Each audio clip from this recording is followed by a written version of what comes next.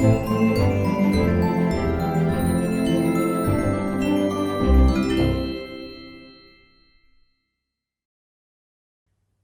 day, everyone. My name is Liu Yi. I'm an assistant professor in economics from School of International Trade Economics in Juicy. Today, I'm going to talk about Chapter 9, Trade Policies in the Developing Countries and Developed Countries. In this video, we are going to talk about the trade remedies of U.S. policy. These trade remedies not only include some remedies commonly used by all countries in the world, such as anti-dumping and countervailing duties, but also involve measures unilaterally used by the U.S., such as Section 201, Section 301, and Section 337. Let's firstly talk about the two most widely used trade remedies, anti-dumping and countervailing duties. Anti-dumping duty is the most widely used trade remedy measure for most countries in the world, including the United States. The purpose of charging anti-dumping duty is to penalize the companies who implemented unfair trade practice and to provide remedy to the domestic import competing sectors. Anti-dumping duty is charged based on two conditions.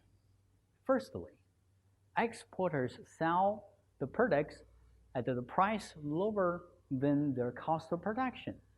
Second, dumping directly costs domestic import competing sectors material injuries, such as losing domestic market share, bankruptcy, or companies increasing unemployment. Countervailing duty is similar with anti-dumping duty. It is different in the way that unfair practice is caused not only by the company, but by the exporting country's government, because exporting country government subsidized the manufacturing sectors. China's steel industry and solar panel have always been the target of the U.S. in anti-dumping and countervailing duties. U.S. won't admit the market economic status of China because they can easily win the investigation by using other countries' price as a referencing price of China. The using of anti-dumping measures have been abused against other non-market economies such as Russia Federation. Another type of trade remedy measure is safeguard. Safeguard, also known as escape clause.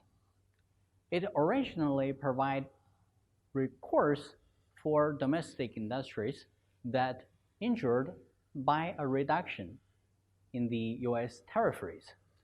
That is to say, if the domestic industries are injured because of the reduction in tariff rates, U.S. government can raise the tariff rate. However, this action seldom has been used. All right, in the following part, we will talk about the trade remedy measures that has been used particularly by the United States. The first trade remedy measure is Section 337. Section 337 is originally from the Tariff Act of 1930. We will talk about several things about it. First, what is Section 337? Second, how does it work? And third, its implementation. First, what is Section 337? Section 337 is related with claims about all kinds of unfair trade practice. In the real world, it is most often related with intellectual property rights. For example, trademark, patent. Section 337 deals with the allegation of foreign imported products in patent and trademark infringement. Second, we will talk about how does it work. The U.S.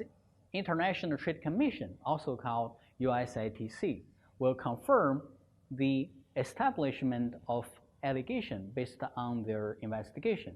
Section 337 investigation is also conducted by the U.S. International Trade Commission. Last, let's talk about the implementation of Section 337.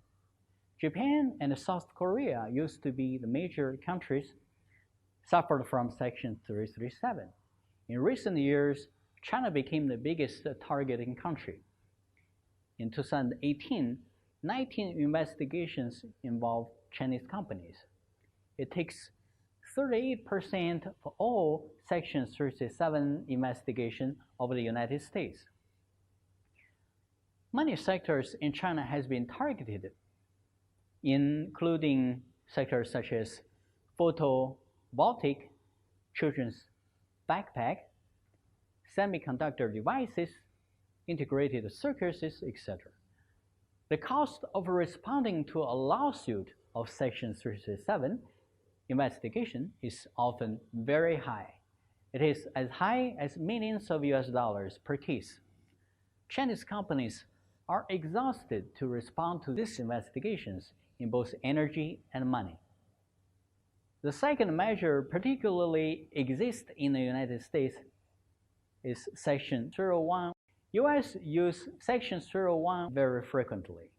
You may want to know what it does and how it works for the US. Section 301 enables a US company to seek for a trade remedy against the foreign trade barriers. It was initially named as barriers to trade in goods. However, it was expanded to include trade-related services and trade-related foreign policies. For example, possible exchange controls of a country, government procurement, import licensing, etc. In 1984, Trade Remedies Reform Act expanded Section 301 to cover even foreign investment regulations. In 1988, Section 301 was amended again to become Super 301, targeting foreign countries' rising intellectual property rights. Super 301 required the USTR to identify priority foreign country and allow USTR to initiate Section 301 proceedings against that country. If the funding from the USTR is affirmative, it allows U.S. government to retaliate through the actions as follows. First, to terminate the implementation of previous signed trade agreement. Second, to charge tariff on foreign products or to create other types of trade barriers against the foreign products. Third, to force country to sign binding treaties. What can Section 301 do to Uncle Sam? Section 301 is purely unilateral. U.S. use it to force trading partners to change their regulations and laws. For example, trade law, exchange rate policies, investment regulations, and government procurement policies. Later, we will discuss the implementation of Section 301 according to the history. U.S. successfully implemented Section 301 to strike the rising Europe in the age of 1960s. U.S. used Super Section 301 on Japan 3 times in 1971, 1989, and 1994. Japan was charged punitive tariff and forced to open certain markets to the U.S. At the last time, U.S. initiated trade war that damaged the Japanese economy. It indirectly caused the burst of Japanese economy bubble and initiated decades of economic stagnation in Japan. U.S. also used Section 301 against China in the age of 1991, 1994, and 1996. Which forced China to open certain markets to the United States. You may want to know why U.S. increased the using of Section 301 against China.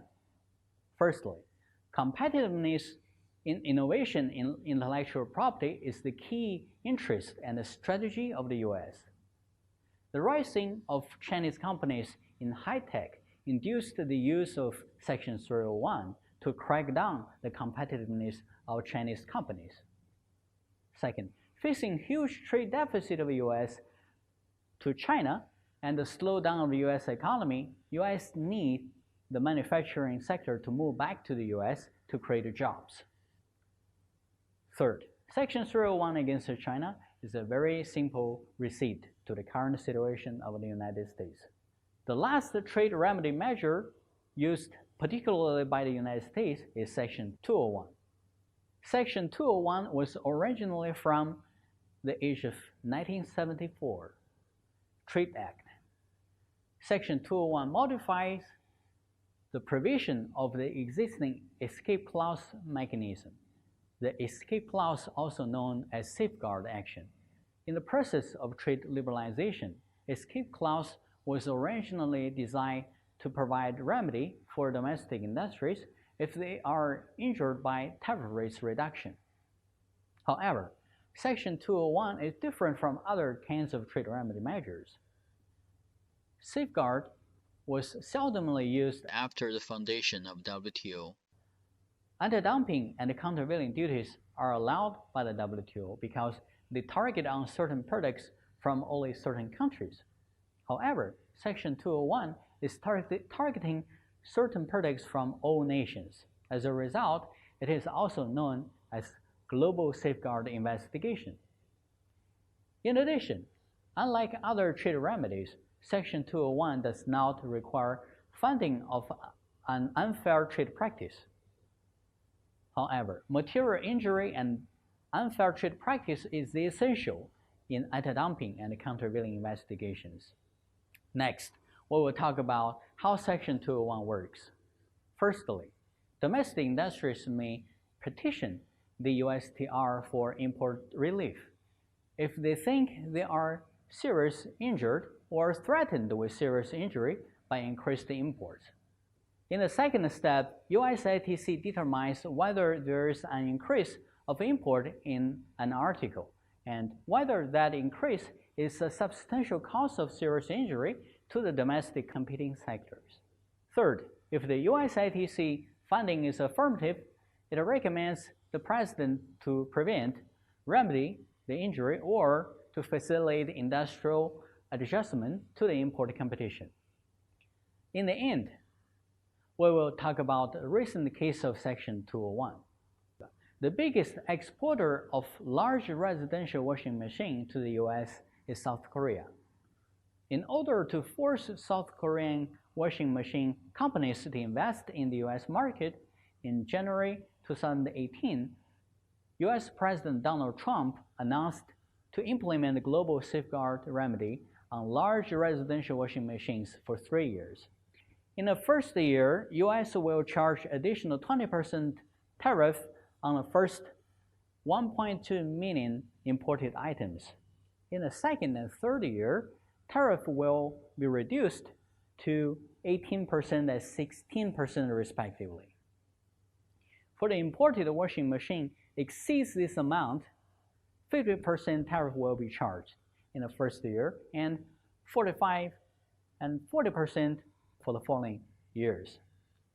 Finally, let's wrap up this section. Trade remedy measures such as Section 201, Section 301, and Section 337 are unfair and injustice. They are unilateral actions against other countries. These unilateral actions are for the sake of U.S. own interests and ignore the interests of other countries. More importantly, they are violating WTO regulations. According to the fundamental principle of the WTO, when conflicts occur between two member countries, they should seek for resolution from WTO dispute settlement body. However, implementation of unilateral actions in the U.S. against other countries is very likely to initiate further retaliation or even trade war. From these trade remedy measures of U.S., we can see that American is not as liberalized as they protested. American has been using double standard for himself and for others. On the one hand, they ask other countries to open their goods and service market to the US companies, for example, allowing US banks to run business there. On the other hand, America creates various types of trade barriers and implement unilateral remedy actions against imports from abroad. When China became a member of WTO, we were enthusiastic to learn and adore WTO regulations. We treat all international laws above national law. However, facing uncertain world trade environment and the U.S. continuous deliberate provocation for trade war, it is a high time for China to reevaluate its trade policy. Thanks. That's all for this part of the video. Thanks for your listening.